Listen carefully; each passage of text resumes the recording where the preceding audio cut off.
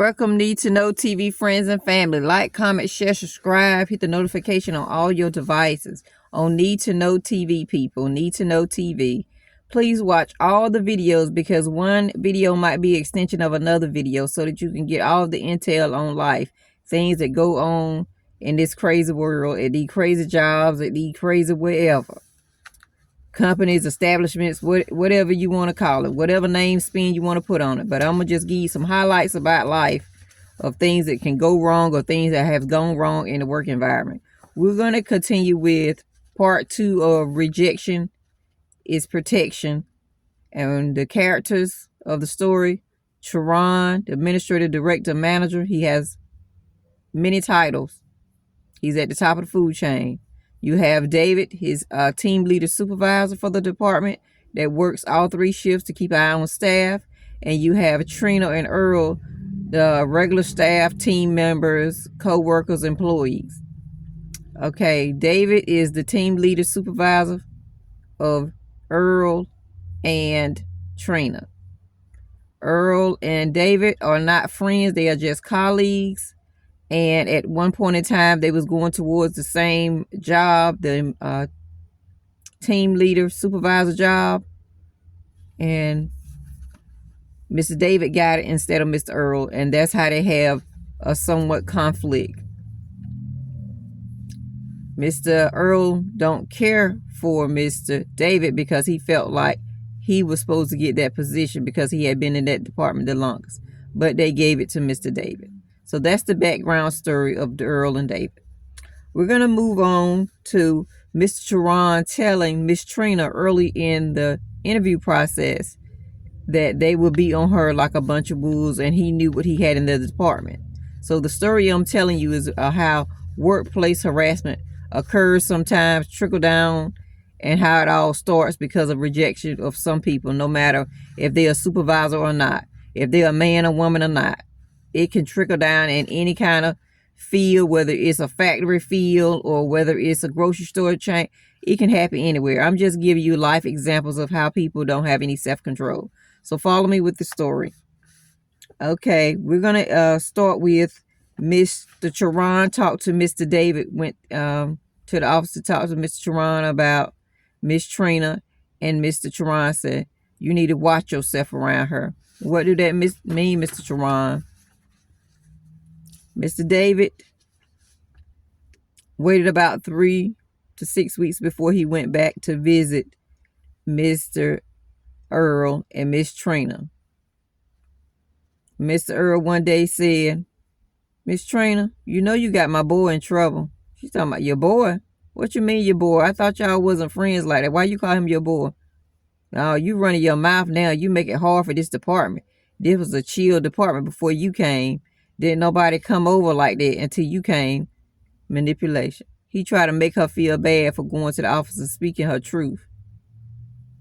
That's why so many people suffer with mental issues because nobody never speak up. Then when somebody speak up, you say they have the right to speak up, and then you try to make them feel bad about speaking up.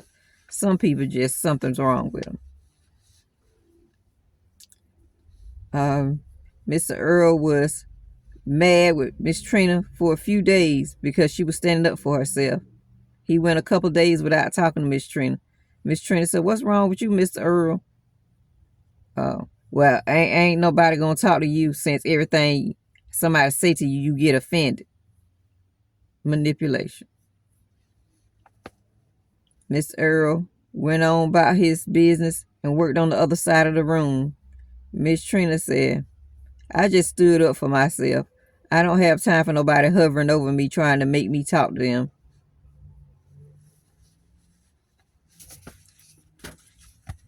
Manipulation. People. These people would do anything. Mr. Earl told Miss Trina, you know how you can fix this after a while of not speaking to her. How can I fix this? Because I'm tired of people saying I'm a troublemaker. I'm a snitch. Mr. Earl said, just give David what he wants. You the only female that haven't give him what he want. Everybody else, nobody else turn him down. You the only one turn him down. You know he can make it hard for you and make it hard for you to go to another position in this department. You might want to consider going out with him or hanging out with him at some point, because he gonna make it real hard for you. I've seen what he could do to people that don't do what he wants. Mr. David get his way all the time. Miss Trina said, what you mean exactly? He said, go out on a date, triple X type of stuff. You grown. Don't play games like you don't know what he want. Y'all women love playing hard to get. What kind of mess is that to say? These people is crazy. Miss Trina, Mr. Earl, said Mr. Earl, every woman and man is not like that. Some people have self-control. Mr. David need to try having some type of self-control. Mr. David came over after a few weeks of being away from the work area and came in, busted in the door and said, Miss Trina, I don't appreciate what you did. You had me in that office. You got the spotlight on me now. They looking at everything I've been doing. You know, I'm going to get you back for that. So remember, I'm going to get you back. Miss Trina said, Mr. David, you was bothering me. I told you to leave me alone. You didn't listen to me. I tried to have a conversation with you. You didn't listen to me. Mr. David said, it don't matter. I'm your supervisor. I control you. If I say do something, you do something. If I say leave it this in the conversation in the work area, you leave it in the work area. You don't take it outside the work area. I don't care what it is, whether it's job related or not. I better not hear anything about any more calls or me calling, got to go to the office. You understand me, Miss Trina? Supervisor threatening staff. It happens. Don't be naive, y'all. It happens. This behavior goes unchecked all the time and has been gone unchecked for so long. These people think it's normal behavior to threaten staff for them not speaking their mind, when it's a policy of most managers say they got an open door policy. So I guess they didn't trickle that news down to their team leaders and supervisors about the high up authority people got an open door policy. If somebody got a concern, they can go in their office. They must didn't tell their team leaders, they shift supervisors or whatever they want to call them. David left and slammed the door. Mr. Earl didn't say anything.